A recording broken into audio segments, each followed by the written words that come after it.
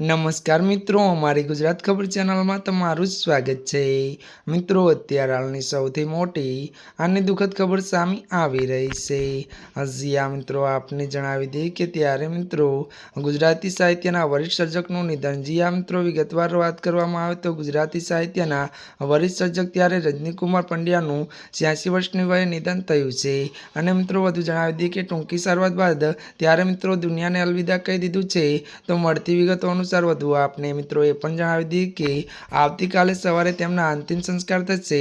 ખાસ તો કે તેઓ પત્રકાર, વાર્તાકાર, નવલકથાકાર અને જે ત્યારે મિત્રો ચિત્ર નિબંધના લેખક હતા અને ગુજરાતી ભાષાને અનેક યાદગારી કૃતિઓને આપી હતી। વધુમાં મિત્રો જણાવી દઈએ કે નવલકથા, વાર્તાઓ અને જીવનચિત્ર અને ચબકારાના તેમના જીવનચિત્રો ગુજરાતી સાહિત્યમાં ખૂબ જ લોકપ્રિય છે।